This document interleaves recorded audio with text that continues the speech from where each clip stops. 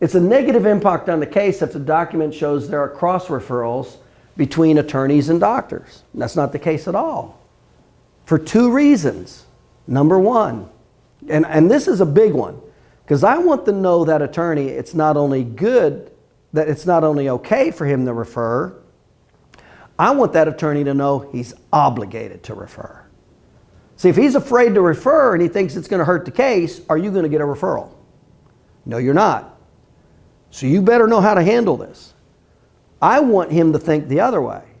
I want him to know that he has an obligation, and if he doesn't, he could be in trouble. It's malpractice. So here's the answer to that. Number one, that's what the patients pay you for. Okay? They pay professionals for their professional advice.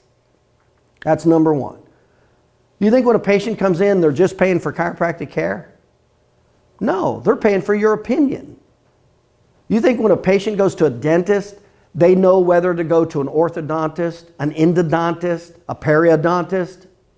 Who has to direct them which one to go to? A professional does.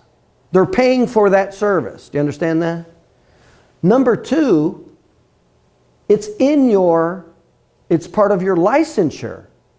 Almost every professional license, chiropractor, attorney, whatever, will have some phrase in there that'll say, do no harm to the patient, help the patient to the best you can. Some type of phraseology like that. By the way, that's the whole purpose of licensure, is to protect the public.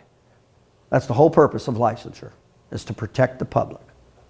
So somewhere in their licensure, it'll say, protect the public, do no harm, that kind of thing. So indirectly in their license, they're obligated that they help their client to the best of their ability, and that includes referring them to the best provider.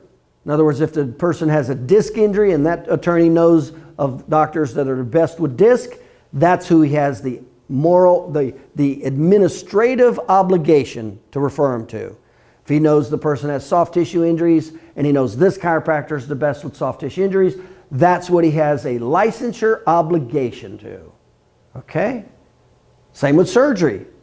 If he thinks that person may need a surgery consult, he should send them to who he thinks might be the best surgeon for a consult for that person. That's called professional advice. You're being paid for it, and it's part of your licensure. Okay? Now, you see how I flipped the tables on them? So they went from being afraid to now I'm making them feel obligated. That it's being paid for, and it's part of their licensure. They're required. They're required. And I'll say that. That's the word I'll use. You're required by your license to refer that patient to the proper service provider who you think's best for that patient. It's in your licensure. You see how I flipped the whole conversation? That's how you handle that.